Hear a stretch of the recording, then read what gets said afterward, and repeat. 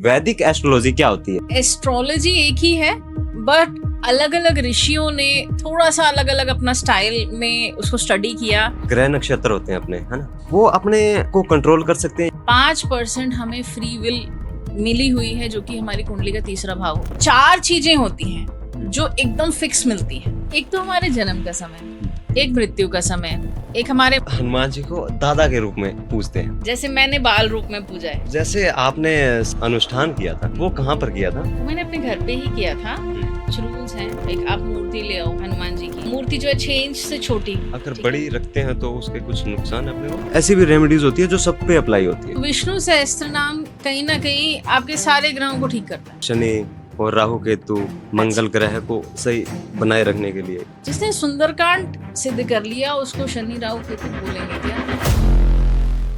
राम राम दोस्तों, मैं हूं आपका भाई, आपका दोस्त आशु। आज के इस एपिसोड में हम वैदिक एस्ट्रोलॉजी और हनुमान जी की चमत्कारी शक्तियों के बारे में बात करने वाले हैं।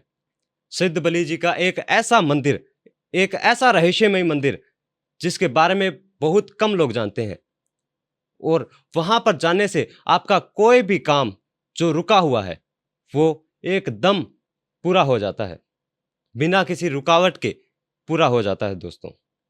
तो आज हमारे साथ हैं वैदिक एस्ट्रोलॉजर एस्ट्रो नैना जी, जिनसे हम इन सभी रहस्यों के बारे में डीपली जानेंगे। तो नैना जी, मैं सबसे पहले आपसे सिंपल भाषा में ये जानना चाहता हूँ कि वैदिक एस्ट्रोलॉजी क्या होती है? जो टर्म है वैदिक एस्ट्रोलॉजी, तो वैदिक का मतलब है कि इंडिया में किस हिसाब से प्रैक्टिस होती है, बट एस्ट्रोलॉजी एस्ट्रोलॉजी होती है। वैदिक एस्ट्रोलॉजी, वेस्टर्न एस्ट्रोलॉजी और भी बड़ी सारी ब्रांचेस हैं एस्ट्रोलॉजी की। तो एस्ट्रोलॉजी एक ही है, बट अलग अलग ऋषियों ने थोड़ा सा अलग अलग अपना स्टाइल में उसको स्टडी किया और अपने अलग अलग जो है उन्होंने जो उनकी ऑब्जर्वेशंस हैं वो जैसे प्रेजेंट की, तो वो एस्ट्रोलॉजी की अलग अलग ब्रांचेस बन गई। बट एस्ट्रोलॉजी मूल तौर पे एक ही है, और एस्ट्रोलॉजी का बेसिकली मतलब है यथा ब्रह्मांडे तथा पिंडे। इसका मतलब क्या है? ओके, सो इसका मतलब है कि ब्रह्मांड में जो चलता है वही हमारे अंदर सब चलता है। अच्छा। जैसे आपने वो कहानी सुनी है ना, भगवान कृष्ण ने एक बार मिट्टी खा ली थी, तो यशोदा मैया ने उनसे मुंह खुलवाया और देखा कि अंदर पूरा ब्रह्मांड है। अब हमें ये लगता है कि ये भगवान कृष्ण की कहानी है, बट असल में ये हम सबकी कहानी है। कृष्ण क्या है? कृष्ण सिर्फ एक पर्सन नहीं है जो हिस्ट्री में थे। वैसे तो देखो, महाभारत, रामायण ये हिस्ट्री है, ये सब घटित हुआ है, लेकिन एज अ भगवान कृष्ण सिर्फ एक पर्सन नहीं है, या कृष्ण सिर्फ एक मूर्ति नहीं है। कृष्ण वो है जो हम सबके अंदर है। अच्छा। हम कहते हैं ना, हम सबके अंदर एक तत्व है। बाकी तो जो हमारा शरीर है ये नश्वर है, लेकिन जो एक सोल है हमारी, जो जिसको ना कोई मार सकता है ना मिट सकता है, वो कृष्ण का तत्व है। और वो तत्व क्योंकि हम सबके अंदर है, तो हम कह सकते हैं कि कृष्ण सबके अंदर है। ये तो गीता में भी लिखा हुआ है कि कृष्ण हर किसी के अंदर है, हर किसी के अंदर, जानवर के अंदर, कोई एक छोटे से छोटे तितली के अंदर, हर किसी के अंदर है। अब आप ये देखिए कि जैसे कृष्ण ने मुंह खोला और उनके अंदर उनको उनकी मैया को पूरा का पूरा ब्रह्मांड दिखा, ऐसे ही हम सबके अंदर एक अलग ब्रह्मांड चल रहा है, एक अलग सृष्टि चल रही है। और वो सृष्टि कोई डिफरेंट नहीं है, वो वही सृष्टि है जो बाहर चल रही है। अब now this can be very confusing, but जो बाहर चल रहा है वही एग्जैक्ट सेम चीजें हमारे अंदर चलती हैं, और बेसिकली एक उसका मिरर इमेज है। और इसीलिए जब सपोज शनि जो है मीन राशि से मेष राशि में आएगा, तो संसार में कुछ अलग अलग चीजें घटित होंगी। अच्छा। वो क्यों? क्योंकि हमेशा शनि जब उस राशि में आता है तो हमेशा वैसी चीजें होती है, क्योंकि जो बाहर हो रहा है उसका डायरेक्ट इम्पैक्ट अंदर भी है, और ये बिल्कुल डायरेक्ट कोरिलेशन है। ये जो हमें होता हुआ यहाँ पे दिख रहा है, ये जो बाहर हो रहा है उसकी परछाई है, उसका रिफ्लेक्शन है, जो कि माया दिखा रही है। तो एग्जैक्टली जो बाहर होता है वही एग्जैक्टली अंदर होता है। इसीलिए जैसे कोई पर्सन है, उसके लगन में अगर शुक्र है तो वो शुक्र जैसे बिहेव करता है। किसी पर्सन के लगन में राहु है तो वो राहु जैसे बिहेव करता है। किसी अच्छा। पर्सन के लगन में बुध है, वो बुध जैसे बिहेव करता है। तो आप ये सोचो, हम्म। अब अगर बहुत गूढ़ बात है ये, लेकिन सोचा जाए कि हम कौन है। मेरा नेचर ये तो राहु का नेचर है, या मेरा नेचर ये तो शुक्र का नेचर है, तो ये तो मैं हुई नहीं, तो मैं कौन हूँ। बहुत मतलब अगर इस हम हाँ, इसके अंदर जाते हैं ना तो कभी कभी मैं भी सोच में पड़ जाता हूँ, मैं कौन हूँ, क्या है ये, पूरा सोच में पड़ जाता हूँ मैं कभी कभी, आपकी बहुत कंफ्यूज हो जाता पर्सनालिटी भी आपकी नहीं है, ये तो ग्रहों की पर्सनालिटी है। जो हूँ। आपकी कुंडली में लगन में जो ग्रह बैठा है उसकी पर्सनालिटी आप दिखा रहे हो, तो आपकी पर्सनालिटी भी आपकी नहीं है, आप तो कुछ और ही हो। तो चलो ये तो बहुत हम एस्ट्रोलॉजी से हट के जो है ये इस पे बात करेंगे तो बहुत समुद्र बहुत गहरा है ना। हाँ जी, but very interesting. So this is a question कि आप कौन है। ये तो लोगों को कमेंट्स में बताना चाहिए ये। हाँ, आप बताना अगर आपको पता हो तो। हाँ जी, तो हाँ जी, एस्ट्रोलॉजी क्या है। तो एस्ट्रोलॉजी वो कनेक्शन है जब हम स्टडी करते हैं कि बाहर क्या हो रहा है और उसका इम्पैक्ट अंदर क्या होता है। उस स्टडी को, वो जो पैटर्न स्टडी करके एक रूल्स लिख दिए, ठीक है। वो रूल्स कुछ तो जो है स्टडी करके लिखे, और कुछ जो है हमारे ऋषियों ने इतनी तपस्या करी कि उनको जो है डायरेक्ट डाउनलोड मिला ज्ञान का। क्योंकि आप इतने इंटेलिजेंट नहीं हैं ह्यूमन बीइंग्स कि इतनी गहरी, ये एक वेदों में है, एस्ट्रोलॉजी वेदों का पार्ट है। तो ये ब्रह्मा जी से आता है डायरेक्ट। तो ब्रह्मा जी की उपासना करके डायरेक्ट ज्ञान का डाउनलोड हुआ कुछ, और कुछ जो है हमने पैटर्न स्टडी किए कि ऐसे होता है तो ऐसे होता है, ऐसे होता है तो ऐसे होता है। जैसे एज एन एस्ट्रोलॉजर अब इतने सालों में बहुत सारी चीजें किताबों में लिखी हुई हैं, लेकिन इतनी सारी केस स्टडीज देखने के बाद मेरे को कम से कम हजारों चीजें ऐसी पता चली हैं जो किताब में भी नहीं है। तो एस्ट्रोलॉजी इतना वास्ट है कि मतलब आप जो ऑलरेडी है वो भी कम है, और आपको पूरी लाइफ कम पड़ जाएगी उसको पूरा सीखने के लिए। शायद कई जन्म लग जाएं पूरी एस्ट्रोलॉजी सीखने में, इतनी बड़ी जो बहुत बड़े बड़े एस्ट्रोलॉजर्स हैं ना, वो जैसे एक एस्ट्रोलॉजर हैं, वो पीएचडी भी हैं कई सब्जेक्ट्स में। अच्छा, ठीक है। तो वो कहते हैं, वो साइंस में पीएचडी हैं और कई और सब्जेक्ट्स में पीएचडी, वो कहते हैं सबसे डिफिकल्ट सब्जेक्ट एस्ट्रोलॉजी है।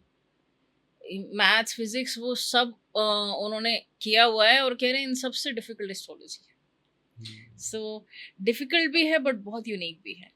So it is very important for everybody to know astrology. और बात बताऊँ आपको, रामायण काल में, महाभारत काल में अगर आप पढ़ेंगे पुराण, ये ग्रंथ पढ़ेंगे तो आपको पता चलेगा कि हर एक पर्सन को एस्ट्रोलॉजी आती थी। It was mandatory. जैसे हम A for apple B for ball पढ़ते हैं ना, ऐसे सबके लिए कंपलसरी था एस्ट्रोलॉजी पढ़ना। अच्छा। जैसे एक छोटा सा आपको बताऊं रामायण का इंसिडेंट, तो जब सीता जी को ढूंढने जाते हैं राम जी और लक्ष्मण जी, तो वहां से खबर आ गई, जब इन्होंने सेना भेजी तो वहां से खबर आ गई कि ठीक है सीता जी मिल गई हैं, लंका में है, मिल गई हैं। हाँ, उसके बाद थोड़ा सा वेट होता है कि अभी वर्षा ऋतु है, ये निकल जाए फिर हम जाएंगे। तो उसके बाद कौन सा दिन वो होगा जब वो निकलेंगे ढूंढने, उसको डिसाइड करने के लिए लक्ष्मण जी तारों की पोजीशन चेक करते हैं। तो कहते हैं अभी ध्रुव तारा जो है बहुत ब्राइट और क्लियर दिख रहा है और अभी ऐसे ऐसे है, तो आज हमें निकलना चाहिए। तो एक एक पर्सन एस्ट्रोलॉजी के हिसाब से अपनी लाइफ के छोटे से छोटे और बड़े से बड़े डिसीजन लेता था। आज की डेट में लुप्त होती जा रही है। कुछ लोग तो कहते हैं झूठ है नहीं है। हाँ। पहले तो कंपलसरी विद्या थी। आज के लोग विश्वास नहीं करते, बहुत कम करते भी हैं, बहुत रेयर करते हैं, बहुत करते हैं, ऐसा नहीं है। मैंने तो बहुत रेयर देखे हैं जो इन चीजों पे विश्वास करते हैं। एक कहावत है कि millionaires don't believe in astrology but billionaires do. So बस यही एक बहुत बड़ी बात है। लेकिन जैसे हमारे बुजुर्ग हैं, हाँ जी, उनको कुछ इस चीज का कुछ थोड़ा बहुत अनुभव है, थोड़ा बहुत ज्ञान है। वो जैसे मेरे दादाजी हैं, वो चंद्रमा को देख के बता देते हैं कि हाँ कुछ आंधी या फिर बरसात आने वाली है कि नहीं। अच्छा। हाँ। तो उनको भी थोड़ा बहुत है इस चीज का ज्ञान। चंद्रमा पूरी पृथ्वी के वाटर को कंट्रोल करता है। तो वहां से वो देखिए, हाई टाइड लो टाइड भी तो चंद्रमा के हिसाब से ही आती है। चंद्रमा की मूवमेंट की वजह से जो है समुद्र में high tide low tide, in fact चंद्रमा का तत्व ही है वाटर एलिमेंट। और चंद्रमा हमारे शरीर में भी 70% वाटर है। हाँ।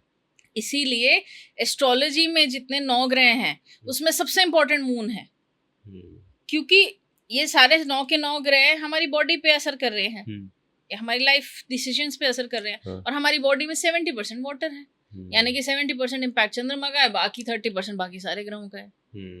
तो आप देख लीजिए चंद्रमा कितना इम्पोर्टेंट है। सही तो बात ऑफ कोर्स जैसे ग्रह नक्षत्र होते हैं अपने, है ना, वो अपने को कंट्रोल कर सकते हैं या फिर ये सिर्फ अपने को डायरेक्शन देते हैं? नहीं, फुल कंट्रोल, फुल कंट्रोल कर सकते हैं। Full control. सिर्फ आप मान लीजिए कि 5% मैं कहूँगी, 5% हमें फ्री विल मिली हुई है, जो कि हमारी कुंडली का तीसरा भाव होता है। अच्छा। उस फ्री विल के चलते हम अपनी डेस्टिनी को थोड़ा सा बदल सकते हैं। जैसे अगर इधर जा रही है तो थोड़ा सा धक्का मार के हल्का सा इधर कर सकते हैं, बट 95% चीजें पहले से फिक्स्ड हैं। इसमें भी इसको बोलते हैं ऋणानुबंधन, यानी कि कार्मिक डेट्स। ठीक है। तो एक बड़ी खास आपको बात बताती हूँ कि जब भी हम ये ना गरुड़ पुराण में प्रेत खंड में लिखा हुआ है, प्रेत खंड में, हाँ, इसमें लिखा है कि कोई भी आत्मा जब अपना पूरा सफर पूरा कर लेती है और दोबारा जन्म के लिए रेडी होती है, तो अपने ये जो कार्मिक डेट्स होते हैं इनके चलते इनको 4 चीजें होती हैं जो एकदम फिक्स मिलती हैं, जिसको आप कुछ छेड़ ही नहीं सकते। और वो 4 चीजें हैं, एक तो हमारे जन्म का समय, एक मृत्यु का समय, एक हमारे माँ बाप और एक हमारा स्पाउस। ये बिल्कुल पहले से ही तय है। अच्छा। इसके अलावा बाकी की चीजों को आप थोड़ा बहुत हिला सकते हो कि जैसे सपोज वेल्थ में अगर आपको भगवान ने लिख दिया है कि आपके पास 10 करोड़ रुपए आप कमाएंगे, तो आप ये हो सकता है कि आप अपनी मेहनत से, अपने बल से या अपनी विल पावर से या थोड़ी प्रार्थनाओं से आप 10 के 12 कर लो, बट हाँ ऐसा नहीं हो सकता कि 10 के 50 कर लो। तो आप थोड़ा सा डायरेक्शन बदल सकते हो। इसलिए रेमेडीज भी कहते हैं कि रेमेडीज जो है चीजों को थोड़ा बेटर करती हैं, पर पूरी ऐसे गायब नहीं कर देती हैं। अच्छा। तो आप हल्का सा, आपको विल पावर दी है भगवान ने कि आप अपना थोड़ा थोड़ा डायरेक्शन दे सको अपनी लाइफ को, लेकिन हाँ मोटी मोटी चीजें सारी फिक्स्ड है। सो this is how it works. तो इस हिसाब से तो अपने पहले ही भगवान के कंट्रोल में है, ऑफ कोर्स, है ना। और लोग वशीकरण पे तुल रहे हैं। जैसे अभी मेरे पास जो गेस्ट आते हैं तांत्रिक अघोरी, वो कहते हैं कि हम वशीकरण करते हैं, किसी को कंट्रोल करते हैं। ठीक है, तो हम तो ऑलरेडी किसी के कंट्रोल में हैं, तो वशीकरण की क्या जरूरत है वहां पे? जो वशीकरण कर रहे हैं और किसी को कंट्रोल करने की कोशिश कर रहे हैं, उनके भी तो ग्रहों का कुछ प्रभाव है कि वो वशीकरण कर रहे हैं। अच्छा। तो हमारी कुंडली में एक भाव है अष्टम भाव, और ये अष्टम भाव एक ऐसा भाव है जिसमें सारी अनयूजुअल चीजें जो समाज में एक्सेप्टेड नहीं है, जैसे कि अब जैसे आजकल तो एक्सेप्टेंस आ रही है, लेकिन पहले जो है जेंडर्स को लेके भी अगर किसी ने बोल दिया कि भाई जो है मेरा जेंडर ये है, या जो मेल फीमेल में नहीं आते और मेरा कोई और जेंडर है, तो समाज में एक्सेप्टेंस नहीं थी। ऐसे ही ये ब्लैक मैजिक है, इसमें समाज में एक्सेप्टेंस नहीं है इस चीज की। तो ऐसी चीजें जो समाज एक्सेप्ट नहीं करता, ऐसी चीजों की तरफ आपका ध्यान जाना, ऐसी चीजों का आप प्रैक्टिस करना, ऐसी सिद्धियां प्राप्त करना जो तांत्रिक सिद्धियां हैं, सात्विक मार्ग से नहीं प्राप्त होती, इन चीजों में आपका इंटरेस्ट आएगा। ये भी आपकी कुंडली में लिखा है, क्योंकि अच्छा। आपके अष्टम भाव, सपोज आपका लग्नेश है, लग्नेश वो है जो आपकी पर्सनालिटी को दिखाता है, आपका दिमाग कैसे काम करता है, ये लग्नेश है। अब लग्नेश अष्टम भाव में आएगा तो आपका दिमाग उधर जाएगा ना। तो उस तांत्रिक का जो वशीकरण कर रहे हैं, उनका दिमाग जा रहा है उधर, क्योंकि या तो लग्नेश और अष्टमेश साथ में बैठे हैं, या लग्नेश अष्टम भाव में बैठा है, या अष्टमेश लगन में जाके बैठा है। मतलब ये भी आप माने न माने, ये भी एक्चुअली तो उनसे ग्रह ही करवा रहे हैं कि वो ऐसा कुछ करेंगे। हाँ, लेकिन आपको भगवान ने 3rd हाउस दिया है, विल पावर दी है। अब ये इनके पुराने कुछ कनेक्शन होते हैं, जिस वजह से इनका दोबारा से इस टाइप से जन्म होता है कि इनके ग्रहों की प्लेसमेंट ऐसी बनती है, यानी कि पहले भी इनका कुछ इंटरेस्ट रहा होगा और अब इनको ये दूसरा मौका मिला है, अब या तो ये इस चीज को चेंज करें या इस चीज में और डीप जाए। सो कहीं ना कहीं ये भी प्री प्लान्ड है। जैसे महाभारत हुई, युद्ध हुआ, अब कोई किसी से लड़ा, उनको लगा मैंने इसको मारा, अर्जुन को लगा मैंने इसको मारा, वो उसको लग रहा है उसने मारा, लेकिन वो भी प्लान्ड है। वो भी प्लान्ड है, लेकिन ये भी है कि वहां पे जो मर रहा है वो भी श्री कृष्ण है। एग्जैक्टली, यस, है ना? हाँ। तो जिसके ऊपर हो रहा है, अच्छा चलो, अभी एक रीसेंट किस्सा हुआ था, तो एक लड़की थी जो उसके ऊपर जो है बहुत ज्यादा उसको अजीब अजीब चीजें दिख रही थी। तो ये भी फिक्स है कि आपके साथ ये होगा।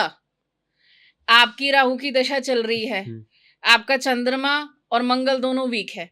चंद्रमा मतलब आपका माइंड और मंगल मतलब आपका करेज, ये दोनों वीक है। ठीक है, अष्टम भाव मैंने आपको जैसे बताया सारी अनयूजुअल चीजें, तो इसमें जो गोस्ट वाली एक्टिविटीज हैं ये भी अष्टम भाव में आती हैं। अब अष्टमेश आपके लगन में आ गया, ठीक है, पंचम भाव आपका दिमाग है, ठीक है, वो भी वीक है समहाउ। तो बेसिकली ऐसा दिख रहा है कि सारी चीजें ऐसी हैं जिससे आपका ऑरा कमजोर है, आप पे अटैक हो सकता है। ऐसे में राहु की दशा आ गई तो ऑफ कोर्स होगा। और उस गोस्ट ने आप पे अटैक क्यों किया?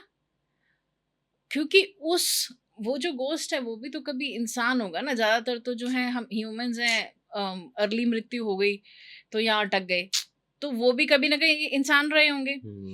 तो कोई भी दो आत्माओं का पिछले जन्म का लेना देना होता है। जैसे मैंने सपोज किसी को बहुत तंग किया है, ठीक है, तो अगले जन्म में सपोज उसकी अर्ली मृत्यु हो गई तो वो गोश्त बन के मेरे को तंग कर रहे हैं। ये सब कुछ फिक्स्ड है। जैसे आप एस्ट्रोलॉजी में आपके पास जो क्लाइंट आते हैं, आप जिनके केस सोल्व करते हो, आपके किस तरह के क्लाइंट आते हैं, किस तरह के केसेस आते हैं आपके पास? देखिए, वैसे तो हर तरह के केसेस आते हैं, बट 70% क्वेश्चन ये आते हैं कि हमारी शादी का क्या होगा, शादी नहीं चल रही है, शादी हो नहीं रही है, शादी डिले हो रही है, या डिवोर्स पे बात आ गई है, मतलब कुछ ना कुछ रिलेशनशिप, या मेरी गर्लफ्रेंड छोड़ के चली गई है, वापस आएगी कि नहीं आएगी, सबसे ज्यादा ये आते हैं। उसके बाद दूसरे नंबर पे मेरी गवर्नमेंट जॉब लगेगी कि नहीं, अच्छा, या तो बिजनेस नहीं चल रहा है, कब चलेगा, पैसे कमाएंगे, पेमेंट अटकी हुई है। एक तीसरे नंबर पे जो बहुत ज्यादा आते हैं कि कोर्ट केस चल रहा है, इससे कैसे छूटें। क्योंकि जब बंदा कोर्ट केस में हो या कोई बंदा सपोज जेल में बंद हो, तो उसको तो बस यही लग रहा होता है कि कुछ भी ट्राई करने को मैं तैयार हूँ, बस ये कैसे भी इसको छुड़वा दो, तो कैसे भी लारा छूटे इससे, है ना। हाँ।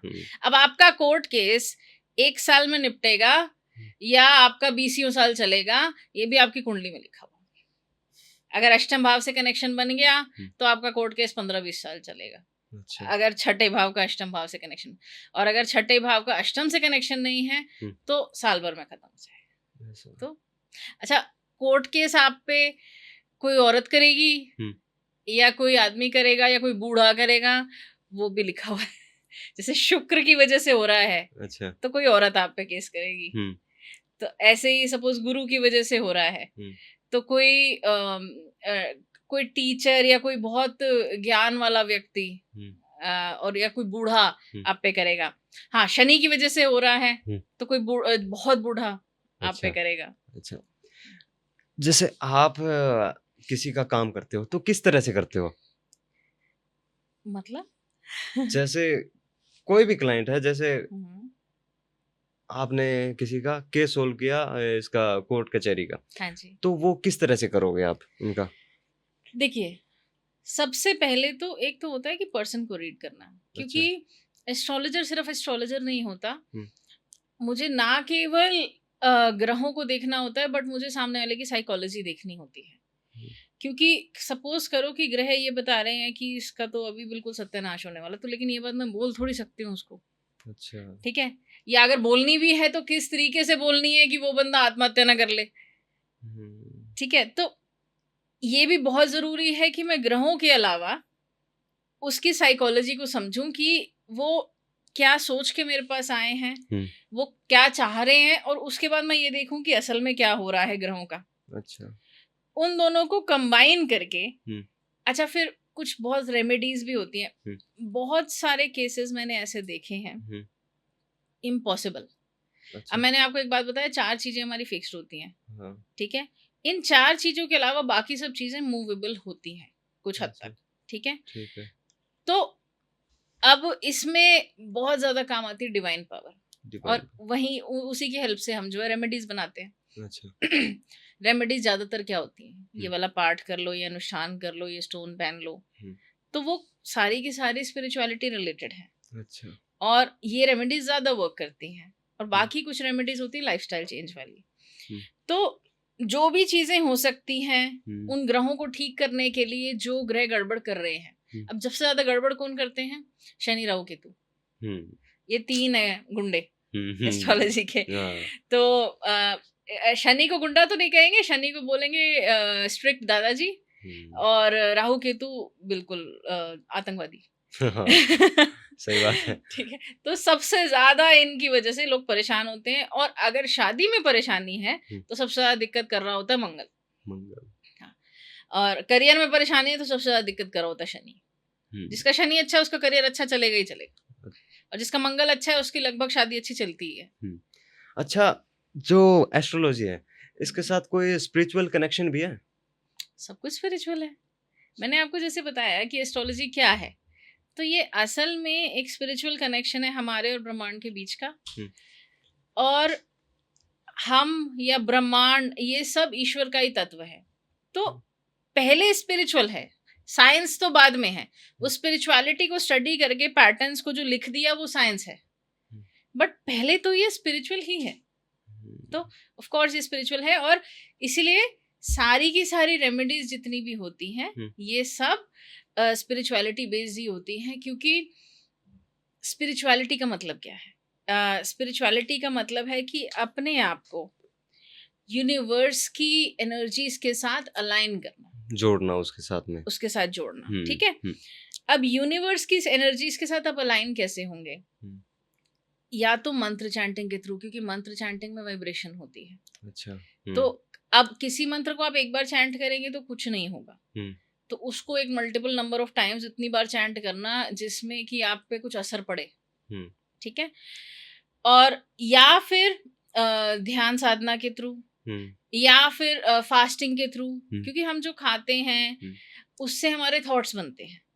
तो हम फास्टिंग भी करते हैं, तो उसका भी अच्छा, उसमें भी अब किस दिन पे फास्टिंग कर रहे हैं, उस दिन चंद्रमा किस नक्षत्र में है, उस नक्षत्र के जो लॉर्ड हैं या उस नक्षत्र के जो देवता हैं वो उस दिन पे प्रसन्न होंगे उस दिन की फास्टिंग से। तो वो सारा कुछ जोड़ के एक उनके लिए रेमेडी तैयार होती है। तो हर किसी के लिए एक खास तरीके की रेमेडी तैयार होती है जो किसी और पे अप्लाई नहीं होगी। क्यों? क्योंकि उनके ग्रह अलग नक्षत्र में बैठे हैं। अच्छा। तो असल में तो होना ये चाहिए कि जेनेरिक रेमेडी नहीं होनी चाहिए। असल में हर पर्सन के हिसाब से उसके ग्रह, उसके नक्षत्र और सब कुछ देख के उसकी प्रॉब्लम की एक खास रेमेडी बनती है। अच्छा। तो वैसे ही मैं उनको देती हूँ। अच्छा, जो अपनी रेमेडीज वगैरह बनती है वो ग्रहों को देखकर बनती है? हाँ, ग्रहों को, नक्षत्रों को, राशियों को भी। अच्छा। हाँ, एक जो ऐसी भी रेमेडीज होती है जो सब पे अप्लाई होती है? हाँ, जैसे आप देख लीजिए विष्णु सहस्त्र नाम, ठीक है। तो विष्णु सहस्त्र नाम कहीं ना कहीं आपके सारे ग्रहों को ठीक करता है। तो आप जैसे हर बुधवार को, बुधवार क्यों? क्योंकि जो बुध ग्रह है वो विष्णु जी का प्रतीक है एस्ट्रोलॉजी में। अच्छा। तो बुधवार के दिन बुध की एनर्जी सबसे ज्यादा होती है। तो हर बुधवार को आप विष्णु सहस्त्र नाम करते हो तो सारे ग्रह ठीक होते हैं। हनुमान चालीसा करते हो सारे ग्रह ठीक होते हैं। क्योंकि अगर आप विष्णु जी की भी आप प्रतिमा देखो तो उनकी जो बॉडी के अलग अलग पार्ट्स हैं वो अलग अलग ग्रहों को दिखाते हैं। जो टॉर्सो है वो अलग ग्रह को दिखाएगा, जो उनका फेस है जैसे शुक्र को दिखाएगा, जो उनके कंधे हैं वो मंगल को दिखाएंगे। तो भगवान की प्रतिमा के अलग अलग भाग का दर्शन करने से, उनके पैर हैं वो शनि है, तो उस पूरी मूर्ति का आप दर्शन करते हैं, लेकिन भगवान की मूर्ति के जो अलग अलग पार्ट्स के आप दर्शन करते हैं तो अलग अलग ग्रह ठीक होते हैं। तो अच्छा। ऐसे विष्णु सहस्त्र नाम करते हैं तो विष्णु जी के आप 1000 नाम बोल रहे हैं, तो उसमें सारे ग्रह कवर हो जाते हैं। तो हाँ, कुछ एक ऐसी भी रेमेडीज होती हैं जिससे सब ग्रह अपने आप ठीक हो जाते हैं। या फिर हम ऐसे कर सकते हैं कि कुछ खास रेमेडीज ऐसी होती हैं जो स्पेशली राहु केतु शनि को टारगेट करती हैं। अच्छा। राहु केतु शनि मंगल को। ये रेमेडी ज्यादातर हनुमान जी से रिलेटेड होती है। अच्छा। ऐसा इसलिए क्योंकि हनुमान जी जब लंका गए थे तो उन्होंने वहां से शनि को बचाया था। हाँ। रावण ने उसको कैद कर रखा था, तो आजाद कराया था वहां से उसको। हाँ, तो शनि ने जो है हनुमान जी को बोला कि भाई आप मेरे से कुछ मांगो। हनुमान जी ने कहा मुझे क्या दोगे आप। तो फिर हनुमान जी ने कहा था चलो ठीक है, जो भी मेरा भक्त है तो उसको आप कुछ नहीं कहना, ठीक है। तो शनि यहाँ से कनेक्टेड हो गया हनुमान जी से। मंगल तो हनुमान जी का खुद का ही है, ठीक है। और राहु केतु जो है, क्योंकि ये राक्षस हैं, तो ये भूत पिशाच राक्षस। अब हनुमान जी किसके अवतार है? शिव जी के। शिव जी के। तो भूत पिशाच राक्षस ये तो शिव जी के चेले हैं, ये तो गण है उनके। हाँ, ये तो उनके गण है, तो वो तो ऑटोमेटिक उनके कंट्रोल में है। तो हनुमान जी कैसे हैं जिनके ये 4 प्लैनेट कंट्रोल में है, ठीक है। और यही 4 प्रॉब्लम करते हैं, बाकी सारे तो अच्छे ही प्लैनेट्स हैं, बाकी सारे तो फायदा ही करते हैं, नुकसान तो यही 4 करते हैं। तो हनुमान जी की रेमेडीज हमेशा हर चीज पे वर्क करती है, क्योंकि कुछ भी परेशानी है आपको कुंडली में तो यही 4 कर रहे होंगे। अच्छा। बाकी सारे प्लैनेट प्रॉब्लम नहीं करते, वो तो फायदा ही करते हैं। आपके हिसाब से सबसे फायदेमंद रेमेडीज कौन सी होगी? किस चीज के लिए? सब ये जो शनि और राहु केतु मंगल ग्रह को सही बनाए रखने के लिए, इसके लिए। मैंने एक केस देखा था, एक बच्चा है, मतलब अब तो बड़ा हो गया है, लेकिन 10 साल की उम्र से उसको आदत डल गई, वो सुंदरकांड का पाठ कर रहा है 10 साल की उम्र से डेली। अच्छा। मतलब डेली उसकी मम्मी जो है वो चला देती थी, तो वो डेली सुनता था। अब उसकी कुंडली में जब मैंने उसकी कुंडली देखी तो ऐसी पोजीशन दिख रही थी कि इसको तो कैंसर होना चाहिए था। अच्छा। उसकी कैंसर वाली कुंडली थी कि मतलब ये तो इसकी तो हालत इतनी खराब होनी चाहिए थी। शनि की दशा चल रही है, वो भी शनि में राहु। शनि में राहु में बंदे की हालत खराब हो जाती है, खास करके अगर शनि कुंडली में खराब हो। अच्छा। तो उसकी कुंडली में शनि नीच का, ठीक है, अष्टम भाव खराब, अष्टम भाव में राहु, और मतलब ऐसा लग रहा था कि ये चल कैसे रहा है। और उससे मैंने पूछा कि क्या चल रहा है लाइफ में, उसने कहा नहीं सब बढ़िया। मैं कहा ये कैसे? मैंने उस दिन मेरे को ऐसा लगा कि मेरे को कुछ आता ही नहीं है।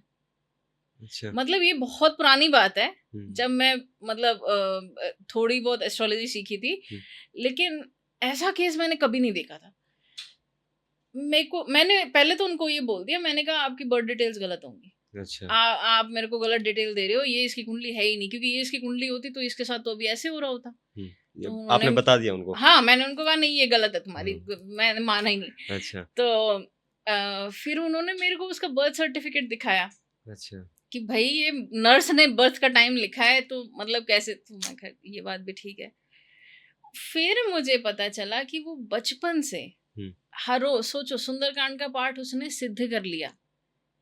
आप 1.25 लाख बार सुंदरकांड का पाठ अगर आप करो, रोज एक बार ऐसे 1.25 लाख बार आप कर लो तो सिद्ध हो जाता है। अच्छा। जिसने सुंदरकांड सिद्ध कर लिया उसको शनि राहु केतु बोलेंगे क्या?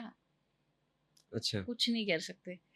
तो ये बहुत ही एक्सट्रीमली यूनिक केस था, जिसमें, लेकिन हाँ, ऐसा नहीं है कि आपकी कुंडली में इतना एक्सट्रीम प्रॉब्लम्स हैं और आप एक बार सुंदरकांड का पाठ करो तो और एक्सपेक्ट करो कि ठीक हो जाएगा। उसके केस में इतना जबरदस्त वर्क वो इसलिए किया क्योंकि वो बचपन से करता था, वो बचपन से डेली कर रहा है, रूटीन में कर रहा है। हाँ, तो मतलब आप ये मान लो, ऐसे ये जो पृथ्वी है इसको हम मृत्यु लोक भी बोलते हैं, या एक तरीके से यही स्वर्ग है और यही नरक है। तो आप अगर पृथ्वी पे नरक आपने भोगना है ना, और अगर आप भगवान के साथ कनेक्टेड हो गए तो वो आपको ऐसे हथेलियों में उठा लेते हैं, आपको पता ही नहीं चलता आप कब उससे निकल गए और क्या हुआ, कुछ पता ही नहीं चलता। So very unique case. मेरे को तब से समझ आ गया कि अगर तो किसी को भी प्रॉब्लम है शनि राहु केतु, या जिसके सारे ग्रह खराब हैं, कईयों के तो जैसे एक ग्रह खराब है तो उसकी रेमेडी बता दी। कुछ लोग ऐसे भी आते हैं कि कुंडली में 4 ग्रह नीच के हैं, या 3 ग्रह जो अष्टम भाव में बैठे हैं, तो अब कितनी रेमेडी मैं उनसे करवाऊंगी और वो कितनी कर लेंगे। तो ऐसे लोगों को सिंपल सुंदरकांड का पाठ।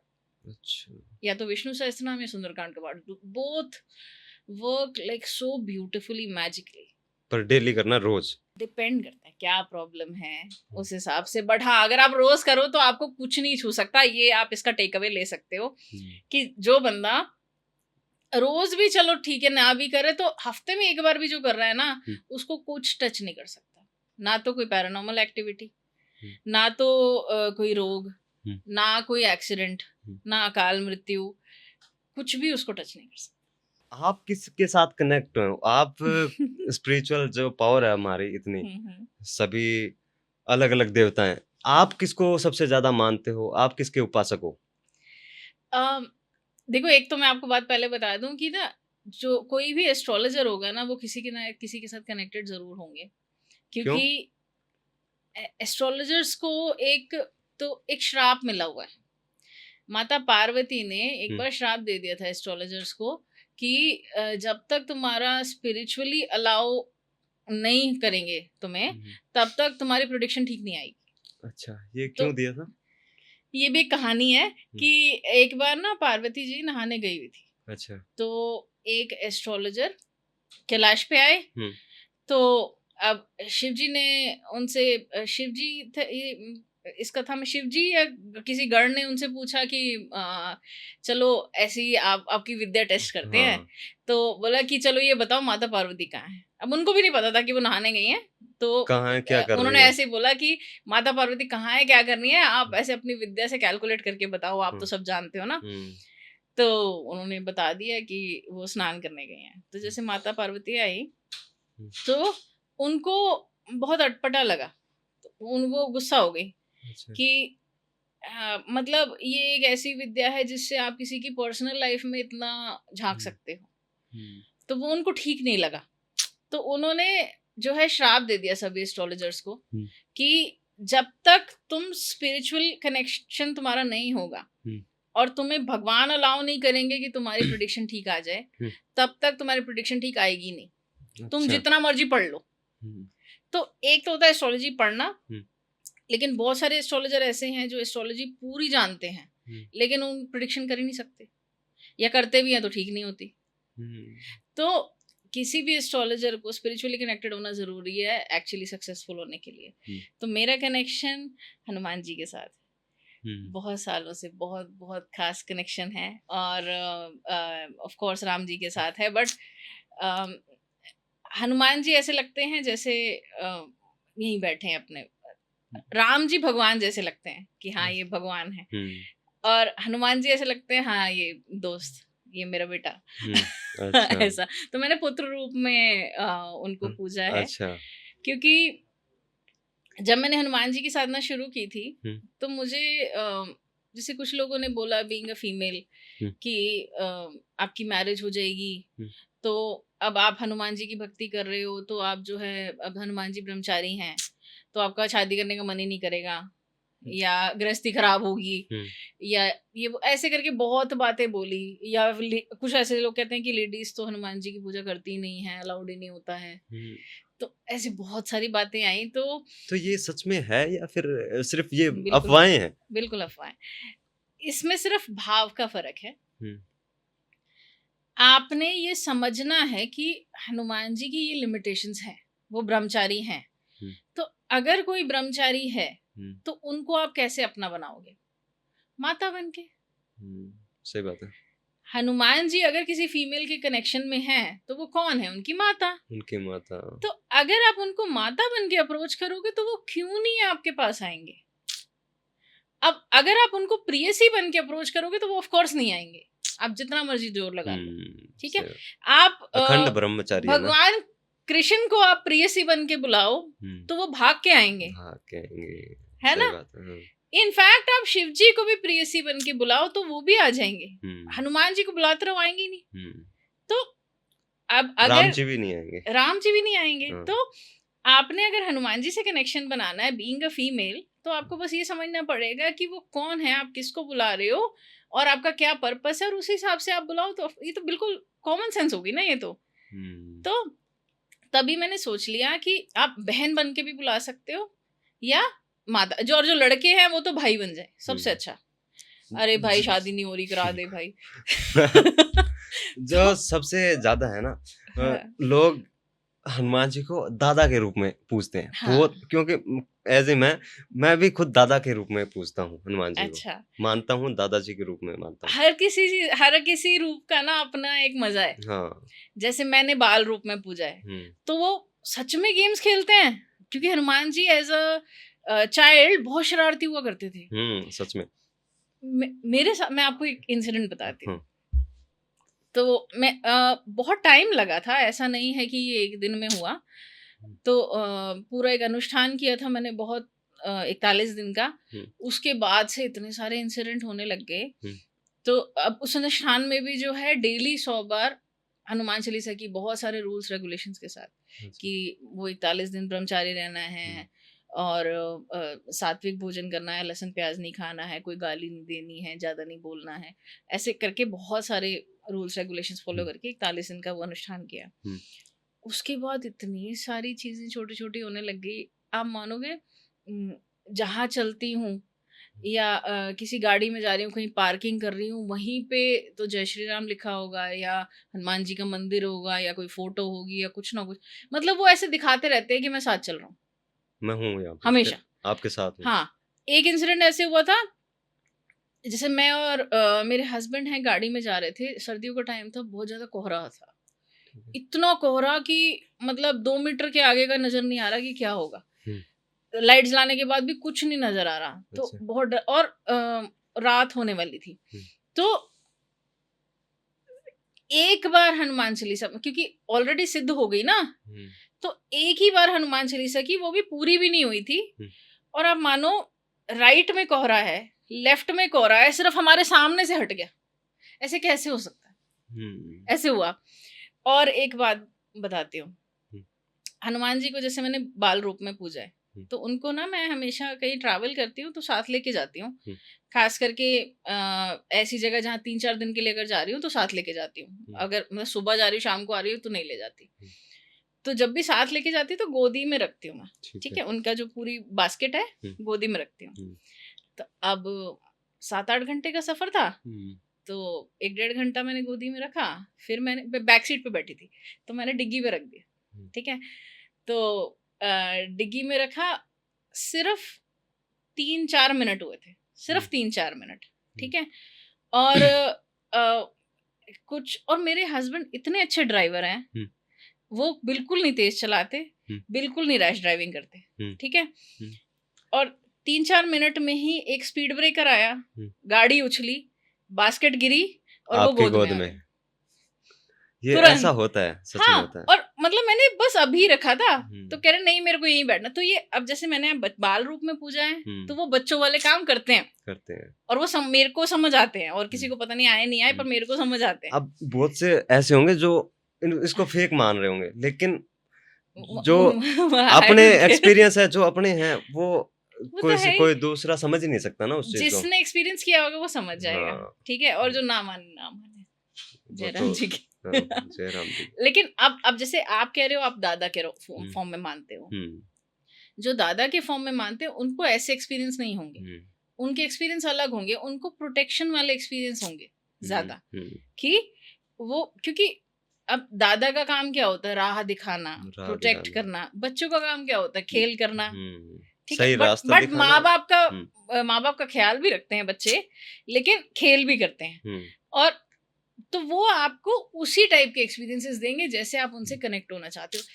भगवान की यही तो ब्यूटी है, भगवान को आप किसी भी फॉर्म में पूजो, इट्स लाइक हमें ऐसा लगता है कि हम भक्ति कर रहे हैं, हम गिड़गिड़ा रहे हैं, और वो कितने सुप्रीम हैं, और वो तो मतलब हमें ऐसा लगता है कि सारी मेहनत हम कर रहे हैं। बट असल में क्या होता है कि वो एकदम रेडी बैठे हैं, अपनी पलके बिछा के रेडी बैठे कि भाई तुम आओ, और तुम कैसे भी आओ, तुम भाई बना लो, बेटा बना लो, दोस्त बना लो। मतलब हमसे 100 गुना ज्यादा, हजारों गुना ज्यादा वो क्यूरियस है कि ये कब आएगा, सही बात है, ठीक है। और हम टाइम ले रहे हैं, हमारे नखरे हो रहे हैं कि अच्छा हम पहले क्या पैसे कमा लें, अभी तो मेरी बीवी है, अभी तो मेरे बच्चे हैं, मतलब हमारे नखरे चल रहे हैं, वो तो पल के बिछा के पैसे बैठे हुए हैं।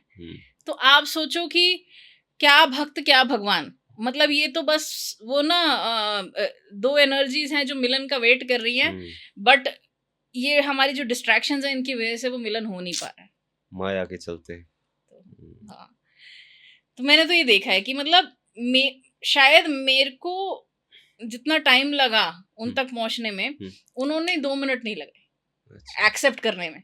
उन्होंने कोई नखरे नहीं किए कि भाई तुम्हारे में ये दोष है, ये दोष है। आप शिव जी को देख लो, देखो कोई जहरीले फल फूल है, वो कहते हैं कोई नहीं खा रहा, कोई नहीं, मेरे को दे दो, ठीक है। कोई राक्षस हैं, अब राक्षसों को सब क्या कहते हैं, हटो, नहीं चाहिए, भगाओ, मारो, है। शिव जी कहते हैं आ जाओ तुम मेरा परिवार हो। शिव जी वो हैं जो नकारी हुई चीजों को अपना बनाते हैं, जिसको सब कहते हैं कि भाई तू तेरा कोई काम नहीं है या हम तेरे को नहीं एक्सेप्ट करते। शिव जी कहते तुम यहाँ आ जाओ, इतने एक्सेप्टिंग है शिव जी। एंड हनुमान जी शिव जी का ही तो रूप है, 8वां अवतार। उनका सेम बिल्कुल सेम नेचर है उनका, शिव जी जैसा, वैसे ही भोले हैं वो, उतने ही भोले हैं। और हनुमान जी वो हैं जो बल तो दिखाते हैं, फिजिकल बल, बट वो आत्मिक बल भी दिखाते हैं। उतना ही इंटेलिजेंस है उनमें, उतना ही पेशेंस है, उतना ही बल है, सब कुछ है। वो तो लिखा हुआ है ना हनुमान चालीसा, ज्ञान गुण सागर। एग्जैक्टली। तो ज्ञान भी बहुत, मतलब इतना परफेक्ट कोई कैसे हो सकता है। जैसे मैं टीचर हूँ, ठीक है, एस्ट्रोलॉजी पढ़ाती हूँ, पहले बच्चों को और चीजें भी पढ़ाती थी। तो छोटे बच्चे थे, तो उनको जैसे मैं हनुमान जी की स्टोरी सुनाती रहती थी। तो आप मानोगे मेरे पास 11-12 बच्चे पढ़ रहे थे, और एक दिन मैंने उनको ऐसे लिखने को बोला कि माय फेवरेट सुपर हीरो का ऐसे लिखो।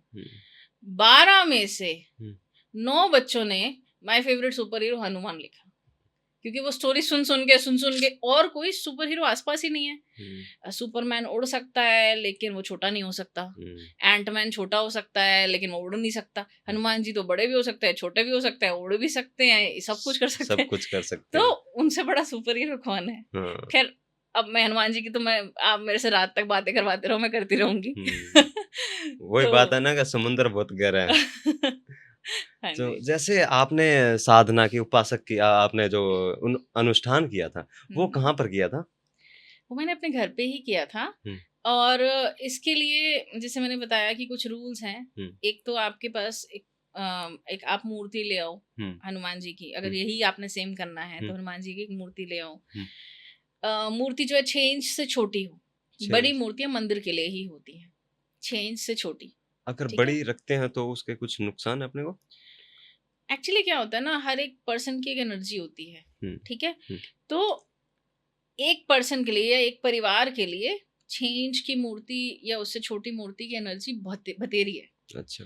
बड़ी मूर्तियां मंदिरों के लिए होती है जहाँ हजारों लोग जाते हैं रोज। तो बड़ी मूर्ति अगर आप घर में रखते हैं तो excess of energy is never good. जैसे एस्ट्रोलॉजी में प्लैनेट जब रेट्रोग्रेड हो जाता है, वक्री हो जाता है, तो एक्सेस एनर्जी हो जाती है और वो उल्टा रिजल्ट देने लग जाता है, नुकसान करने लग जाता है। गुरु किसी की कुंडली में वक्री हो जाए तो उसको ज्ञान बढ़ाने की बजाय ज्ञान उसका कम हो जाएगा, पढ़ाई में इंटरेस्ट ही नहीं रहेगा, ठीक है। एक बच्चा है, उसकी कुंडली में गुरु वक्री है, उसको एग्जाम से ही डर लगता है, ठीक है। ऐसे ही अच्छा, अब आप साउंड भी देख लो, साउंड बहुत कम होगी तो भी हमें सुनाई नहीं देगी, और बहुत एक फ्रीक्वेंसी से ऊपर हो जाएगी ना तो भी सुनना बंद हो जाएगी। सही बात है। तो सेम वे एनर्जी जो है मूर्तियों की भी वो उस रेंज में होनी चाहिए जिस रेंज में एक परिवार के लिए इनफ है। उससे ऊपर की रेंज की लाओगे तो उल्टे इम्पैक्ट आपको मिलेंगे, ठीक है। वो आप हैंडल नहीं कर पाओगे, बेसिकली वो उतना समर्थ नहीं है कि उसको आप हैंडल कर पाओ, ठीक। तो ये बिल्कुल रूल है, आप कई भी शास्त्रों में पढ़ो कि घर के लिए 6 इंच या उससे छोटी मूर्ति ही होनी चाहिए, ठीक है। उसके आगे तो अच्छा, हाँ, आपने मूर्ति रखनी है एक हनुमान जी की, ठीक है, और आपने 41 दिन करना है। अगर लेडी है तो 41 दिन में जो है बीच में जो है थोड़ा ब्रेक भी लगेगा जब महीना आएगा, तो वो 2-3 दिन आप पाठ ना करो, लेकिन आप बाकी सारी चीजें सेम करो, बाकी सारे रूल्स फॉलो करो, बट वो 2-3 दिन जो है आपने हनुमान चालीसा का पाठ नहीं करना, ठीक है, या अगर करना भी है तो मंदिर में ना बैठ के करें, वैसे करें, ठीक है। तो अब मैंने जो किया, अब कोई पर्सन 11 बार का भी प्रण ले सकता है, जैसे मैंने 100 बार का लिया था, ठीक है।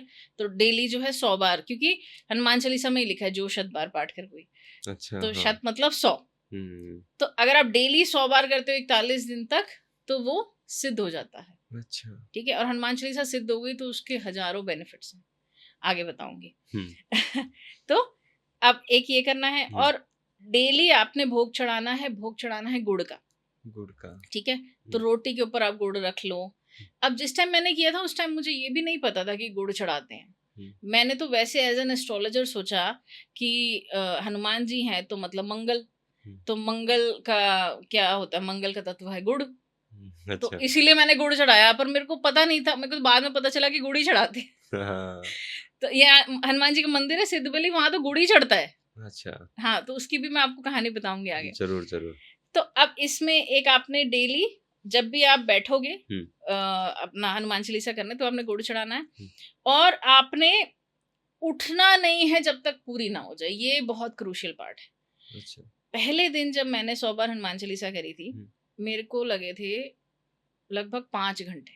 5 घंटे? 5 घंटे, ठीक है। उसके बाद जो है आगे करते करते करते 3:30 तक आ गए थे। तो क्योंकि होता ना, कोई चीज आप रोज कर रहे हो तो 3:30 तक। पहले दिन 5 घंटे लगे थे। ठीक है। तो 5 घंटे आपने उठना नहीं है, चाहे आपने वॉशरूम जाना, चाहे वहीं निकल जाए, पर आपने उठना नहीं है। या फिर अगर आप उठ गए तो आप 0 से शुरू करो दोबारा, ठीक है। तो बेसिकली ये एक रूल है कि आपने बैठना है तो करके ही उठना है, ठीक है, कंप्लीट करना, उसको पूरा करके ही उठना है, ये रूल है। दूसरा, आपने जमीन पे सोना है, ठीक है, वो पूरे 41 दिन। 41 दिन। और सात्विक खाना खाना है, गाली नहीं देनी है, और कम से कम बोलना है, ठीक है, कोई फालतू बातें नहीं करनी है, ठीक है। तो ये मेन रूल है। इसके बीच में हजारों आपको प्रॉब्लम्स आएंगी। जैसे मैं जैसे पाठ करने बैठी, मैं पाठ करने बैठी, सपोज घर में अकेली हूँ, बेल बज रही, बजे जा रही, तो फिर नहीं उठी, नहीं खोली, पता नहीं कौन आया कौन गया, पता नहीं, बट या कुछ ना कुछ ऐसा होगा, भी कोई एनर्जी होगी जो अपने को उठाने की कोशिश करेगी। वो आता है, हमेशा आती है रुकावट, क्योंकि आपको हमेशा एक बार भगवान, देखो आपको एक्सेप्ट करने के लिए तो भगवान बैठे हैं, लेकिन एक बार आपको टेस्ट भी करते हैं कि क्या आप इस लायक हो कि आप उनसे कनेक्ट कर सको। परीक्षा तो लेते हैं, वो हाँ, चाहे स्कूल की हो, चाहे हाँ, डिवाइन पावर की हो। मेरे को तो सर्वाइकल हो गया था कि इतने इतने घंटे मैं रोज बैठ रही हूँ। अच्छा, मेरे को हनुमान चालीसा स्टार्टिंग में आती भी नहीं थी, तो मैं वो उससे पढ़ रही थी किताब से। तो अब वो ऐसे करके 5 घंटे आप पढ़ रहे हो, तो मेरे तो 3 दिन में सर्वाइकल होने लग गया था।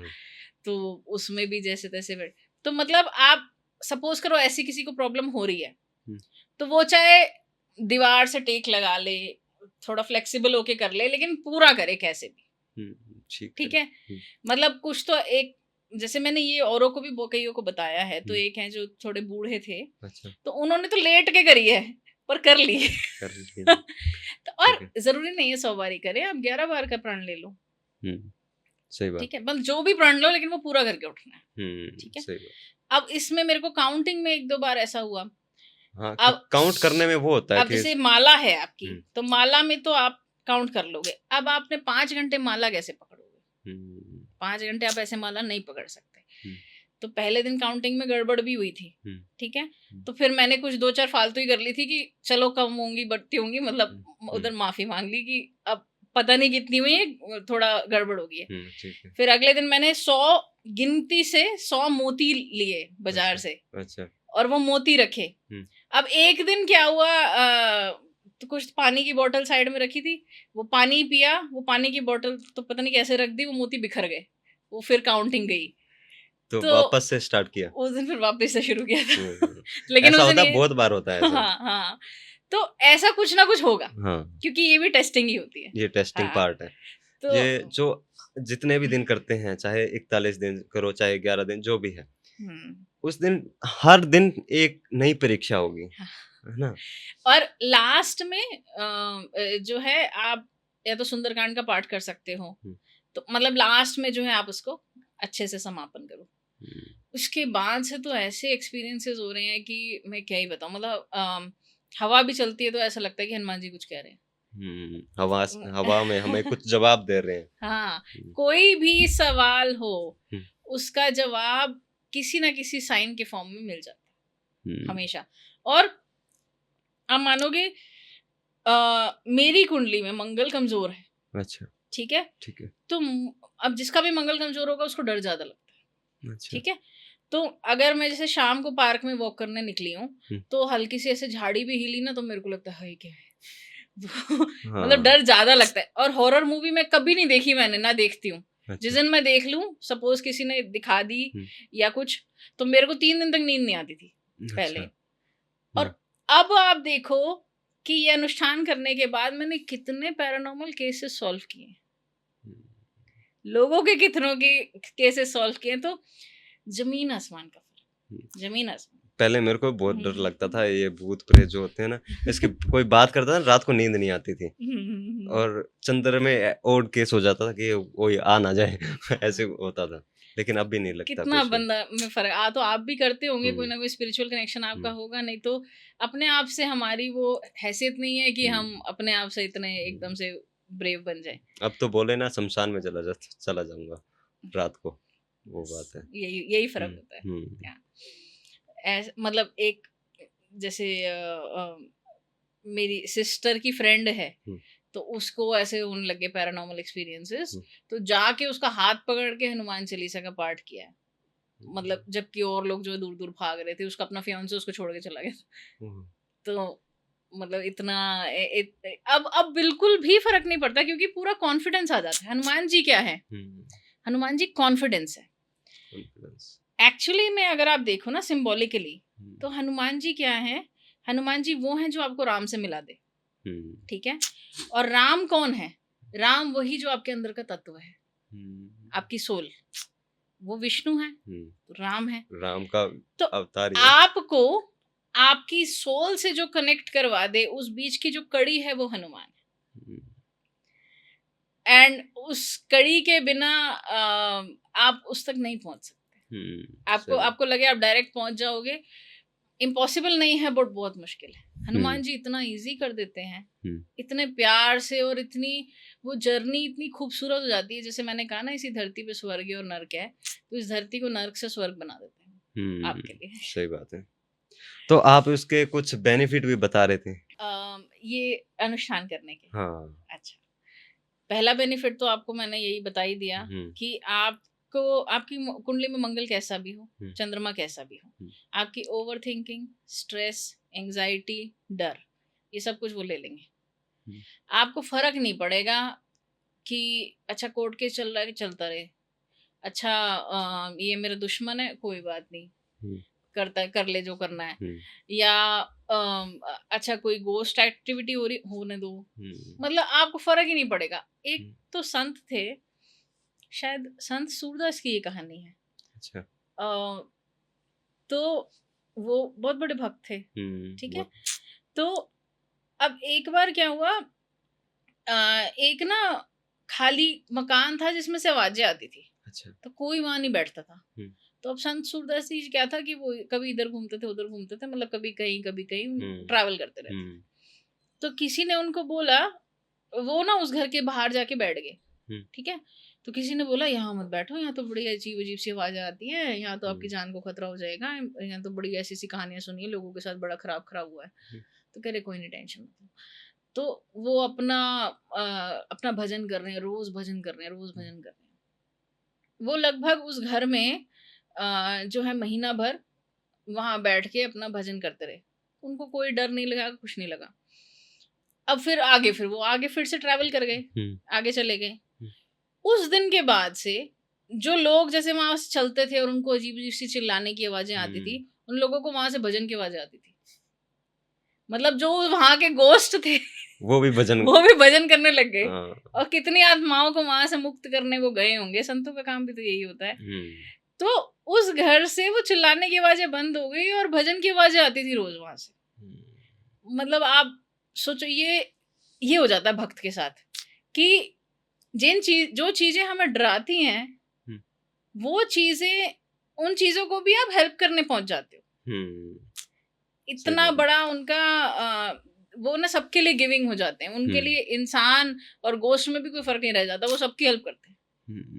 तो ये आपके एटीट्यूड में फर्क आएगा। अच्छा, कोई भी ऐब है आपके अंदर, चाहे वो सिगरेट है, शराब है, कोई भी ऐब है आपके अंदर, आपको छोड़ने नहीं पड़ेंगे, वो अपने आप छूट जाएंगे अपने आप।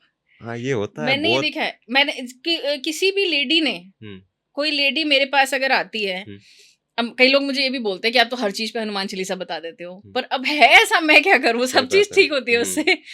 तो एक लेडी है, उसको उसने बोला कि मेरे को शक हो रहा है मेरे हस्बैंड का कुछ बाहर चक्कर चल रहा है, ऐसा उसने बोला। ऐसे केसेस कभी कभी आ जाते हैं। तो मैंने कहा कुछ नहीं,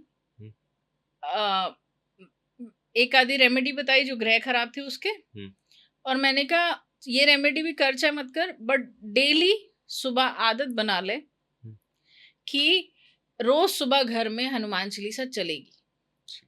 ठीक है, मैं कहा हस्बैंड अगर करें तो बहुत अच्छा है, नहीं भी करें तो घर में चला दो। ठीक है, सुबह उठते ही तो जैसे ही मतलब नहाए धोए, नाश्ता करने से पहले जो बीच का थोड़ा सा टाइम होता है, हनुमान चालीसा चला दी, वो लूप में चल रही है। उसका असर ऐसा हुआ कि धीरे धीरे उसने मेरे को 3-4 महीने बाद बताया कि मेरे हस्बैंड ने मेरे को अपने आप सारी बात बता दी और उसको छोड़ दिया। उसने कुछ भी नहीं करा। इस हनुमान चालीसा का साइकोलॉजिकली असर ऐसा होता है कि आप अपने सारे ऐप छोड़ते हो और आप अपने आप सही रास्ते पे आ जाते हो। आपका मन, आप हनुमान भक्त हो या आप भगवान को प्यारे हो, किसी को भी हो, वो आप किसी भी, हाँ, आप भगवान को किसी भी तरीके से अगर प्यारे हो ना, तो इसका सबसे बड़ा अगर किसी बंदे में लक्षण देखना है तो उसके मन में एक तो दया भावना होगी। वो किसी भिखारी को देखेगा तो उसका मन करेगा कि देने का, वो किसी बंदर को देखेगा तो उसका मन करेगा कि वो दे दूं। वो अपने आप उसके अंदर वो आएगी। क्यों? जब उसमें वो वाला तत्व होगा, ईश्वर से कनेक्शन वाला तत्व होगा, तो ऑटोमेटिक ही आएगी। और फिर दूसरी चीज क्या होती है कि कभी आप किसी को बिट्रे करने का सोचोगे भी नहीं, वो वाले थॉट्स ही नहीं आएंगे। तो ये थॉट्स भी क्यों आते हैं? कोई पर्सन अपनी वाइफ को धोखा दे रहा है, तो ऐसा वो क्यों कर रहा है? मैंने जैसे बताया ना, सब कुछ प्लैनेट्स होते हैं, आप कुछ नहीं हो, सब कुछ ग्रह करा रहे हैं आपसे। आपके लगन में राहु बैठा है, राहु अपना नेचर दिखा रहा है दुनिया में। तो आप कौन हो? आप वो राहु नहीं हो, आप कोई और हो जो राहु के पीछे है। जो आपका नेचर दिख रहा है, जो आपकी पर्सनालिटी दिख रही है, जो आपकी हरकतें दिख रही हैं, वो सब राहु की हरकतें, वो आपकी नहीं है, आप कोई और हो। क्योंकि जब आपकी सोल जो है परमात्मा का अंश है, तो वो हमेशा प्योर है। इस दुनिया में जितने ईविल से ईविल लोग हैं, उनके अंदर भी कहीं ना कहीं वो सोल है ना। बस वो उस सोल की आवाज को जो है बंद करके और वो अपने वो प्लैनेट्स की एनर्जी पे प्ले कर रहे हैं। ठीक है, हनुमान जी क्या करते हैं कि उन प्लैनेट्स की आवाज को कम करके उस सोल की आवाज को बढ़ा देते हैं, और वो सोल हमेशा आपको सही रास्ते लेके जाती है। तो वो ये फ्रीक्वेंसी चेंज करते हैं, बस वो वाली वॉल्यूम डाउन कर दी और ये वाली बढ़ा दी। एक आप स्टोरी बता रहे थे वो हनुमान जी की, उसके बारे में बताइए। ये मैं आपको सिद्धबली मंदिर के बारे में बता रही थी। सिद्धबली मंदिर। तो जब मैंने ये हनुमान जी की उपासना की थी, तो उसके बाद समापन करने के बाद उसके बाद मैं कुछ दिन में फिर सिद्धबली मंदिर गई थी। अच्छा। और मैं आपको सबसे पहले तो ये इसकी स्टोरी बताती हूँ। तो कोट द्वार में ये मंदिर स्थित है, और ये माना जाता है कि कितनी ज्यादा से ज्यादा आपको प्रॉब्लम हो, खास करके कोई कोर्ट केस, यहाँ पे सॉल्व होता ही होता है। अगर आपका कोई कोर्ट केस सपोज चल रहा है और बहुत सालों से चल रहा है और आप परेशान हो, तो सिद्धबली जाके मन्नत मांगने से 101% वो खत्म होता ही होता है। मतलब मैंने नहीं देखा आज तक कोई जिसका ना हुआ हो। अच्छा। और ऐसे केस जो 20-20 साल से चल रहे हैं। और स्टोरी ऐसी है कि यहाँ पे ना डबल पावर है। डबल कैसे? सिद्ध बलि। तो यहाँ पे ना 2 पिंडियां हैं, एक पिंडी है सिद्ध और एक है बलि। बलि मीन्स बजरंग बली, और सिद्ध जो है वो सिद्ध बाबा गोरखनाथ। ठीक है। और बाबा गोरखनाथ कौन है? वो कलयुग में शिव जी के अवतार ही माने जाते हैं, अच्छा, गोरखनाथ जी। ठीक है। तो हुआ क्या कि जहाँ पे कोट द्वार में ये मंदिर है, वहां पे ना बाबा गोरखनाथ ने सिद्धि अपनी प्राप्त की थी, ठीक है, अपनी गुरु की हेल्प से। ठीक है। तो उनके गुरु थे मचेंद्र नाथ जी। हम्म, तो उन्होंने अब उनके गुरु ने उनको ब्रह्मचार्य सिखाया था, ठीक है। अब हनुमान जी की आज्ञा से, जो उनके गुरु हैं मचेंद्र नाथ जी, वो गृहस्थ जीवन में प्रवेश कर गए। हनुमान जी ने उनको बोला आगे कोई पर्पस होगा, डिवाइन पर्पस, तो वो गृहस्थ जीवन में आ गए। तो अब गोरखनाथ जी को गुस्सा आ गया कि आपने मुझे ब्रह्मचार्य सिखाया और अब आप खुद गृहस्थ में जा रहे हो, ऐसे कैसे। तो वो गुरु से लड़ने चले गए। अच्छा। ठीक है। जब वो अपने गुरु जी से लड़ने जा रहे थे तो रास्ते में हनुमान जी रूप बदल के प्रकट हो गए। अच्छा। और उनको रोकने के लिए कि भाई मत जाओ। तो उधर गोरखनाथ जी उनकी हनुमान जी से वहां लड़ाई हुई, बहुत भीषण युद्ध हुआ। लास्ट में उस युद्ध में कौन जीता होगा आप बताओ? कौन? कोई भी नहीं जीता। क्योंकि दोनों ही शिव अवतार हैं, दोनों ही शिव जी के अवतार हैं, तो कोई भी नहीं जीता। वो टाई हो गया मैच। अच्छा। तो इनफैक्ट ऐसे कहते हैं कि शिव जी खुद आए थे वो रुकवाने युद्ध, कि भाई रुक जाओ, कोई नहीं जीतने वाला। तो फिर वो जो है ना, लास्ट में हनुमान जी ने गोरखनाथ जी से बोला कि भाई ये मैंने ही बोला है उनको गृहस्थ जीवन में प्रवेश करने के लिए, आप उनको डिस्टर्ब मत करो, और आपको कोई वरदान मांगना है तो आप मेरे से मांग लो। अब गोरखनाथ जी स्वयं शिव अवतार थे, तो उन्होंने अब वरदान तो क्या ही मांगना था। तो उन्होंने हनुमान जी से बोला ठीक है, आप ना यहीं स्थापित हो जाओ और कोई भी आए उसकी प्रॉब्लम आप यहीं सॉल्व करोगे।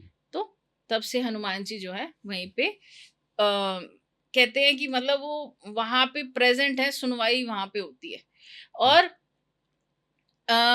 गोरखनाथ जी की भी धुनी वहां पे लगातार चलती। तो अब 2 शिव अवतार उस जगह पे थे और गोरखनाथ जी ने वहां सिद्धि भी प्राप्त की। तो वो क्या होता है ना, एनर्जेटिकली वो चार्ज हो जाती है प्लेस। उस जगह की मिट्टी इतनी पोटेंट मानी जाती है। मैं तो डेली वहां की मिट्टी का तिलक करती हूँ। अच्छा। मैं तो उसको एज अ तिलक लगाती हूँ रोज। अच्छा। और करना भी चाहिए, जिसको भी घर में कुछ प्रॉब्लम आ रही है, जिसको लग रहा है नेगेटिव एनर्जी ज्यादा है, घर में झगड़े ज्यादा होते, कुछ भी है, तो सिद्ध बलि जाके वहां से थोड़ी सी मिट्टी ले आओ और उसका डेली तिलक करो। बस सिंपल, ये इतनी बड़ी रेमेडी है, बड़ी से बड़ी प्रॉब्लम सॉल्व हो जाती है। अच्छा।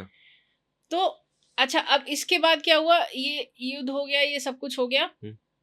इसके बाद फिर बहुत सालों बाद ये ब्रिटिशर्स का जब राज चल रहा था, इस टाइम पे एक मुस्लिम सैनिक, अच्छा, ब्रिटिशर्स का एक मुस्लिम एक सैनिक इसी गांव में, जहाँ ये मंदिर है, इसी गांव में रुका हुआ था। ठीक है। उसको सपना आया। अब इसमें एक बात खास बताऊं कि अब देखो कि हनुमान जी या भगवान, इसमें कोई फर्क नहीं करते कि ये हिंदू है, ये मुस्लिम है, ये कुछ नहीं है। वो तो भगवान तो किसी में नहीं करते फर्क। और आपको वहां भी दिखेगा, सिद्ध बलि मंदिर में आपको बुरके में औरतें दिख जाएंगी। वो मन्नत मांगने आते हैं बच्चे की। बहुत लोग ऐसे हैं जिनका बच्चा हुआ है वहां जाके।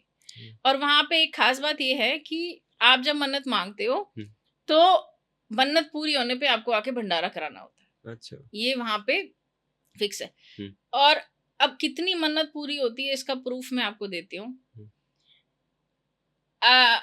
मैं जैसे आज ही जा रही हूँ, लेकिन मैं जब लास्ट टाइम गई थी ना, तो मेरे ख्याल से ये बात है 2024 की। तो 2024 में मैं जब गई थी तो अगले 5-6 साल के भंडारे पहले से बुक थे। मतलब आप रोज भंडारा अगर हो रहा है तो अगले 6 साल के भंडारे बुक है। इतनी मन्नतें पूरी हुई होंगी। ये तो बहुत, वो आंकड़ा बहुत बड़ा है ये तो। हाँ, तो अगर मेरे को भंडारा कराना है तो मेरा नंबर अगर मैं आज बुक करूंगी तो 6-7 साल बाद आएगा। तो इतनी मनोकामनाएं वहां पूरी हुई हैं, चाहे वो बच्चे की हो, चाहे वो कोर्ट केस की हो। तो क्योंकि भगवान एक ऐसी चीज है जो इन ग्रहों से ऊपर है। तो इन ग्रहों ने जो आपको देना है वो बिल्कुल फिक्स है। आप उसको थोड़ा सा अपनी विल पावर से हल्का सा मूव कर सकते हो, बट आप उससे ज्यादा कुछ नहीं कर सकते। उससे ज्यादा कुछ करना है तो आपको बड़ी पावर की जरूरत है। तो सिद्ध बलि मंदिर सबको जरूर विजिट करना चाहिए। और खास करके अगर किसी ऐसी प्रॉब्लम से वो जूझ रहे हैं जिसका कोई सोल्यूशन ही नहीं निकल रहा, या तो वो लीगल मैटर से रिलेटेड हो, या संतान की उत्पत्ति से कोई प्रॉब्लम हो, या कोई मैरिज रिलेटेड भी कोई इशू है, तो वहां जाके रिजॉल्व होती है 100%। ऐसा है। हाँ जी। तो बहुत अच्छा लगा आपसे बात करके, जो आपने इतनी चीजें बताई वैदिक एस्ट्रोलॉजी के बारे में, ग्रह नक्षत्र के बारे में, और सबसे जो इम्पोर्टेंट जो अपना टॉपिक रहा वो है हनुमान जी। जो हनुमान जी जो अपना डिवाइन पावर है, मेरे दादाजी, उनके बारे में आपने इतनी रहस्यमय बातें बताई जो सुनकर सच में ऐसे मजा आ गया आज तो पॉडकास्ट में। बाकी धन्यवाद, Thank you. आप आए, अपना टाइम कीमती वक्त जो है वो दिया मेरे लिए और ऑडियंस के लिए, उसके लिए बहुत बहुत धन्यवाद आपका। आपका धन्यवाद, आपने मुझे मौका दिया कि हनुमान जी के बारे में तो मैं मतलब मेरा मन करता है मैं और ज़्यादा से ज़्यादा बोलूँ, तो आपने मुझे एक प्लेटफॉर्म दिया जहाँ बात लोगों तक पहुँचेगी, उसके लिए आपका बहुत बहुत थैंक यू। जरूर, अगर आपको ये एपिसोड पसंद आया हो तो लाइक करना, शेयर करना, सब्सक्राइब कर लेना इस चैनल को, ताकि हर एपिसोड आप मिस ना कर पाओ, क्योंकि यहाँ पर इस तरह के एपिसोड बने रहेंगे। तो राम राम दोस्तों।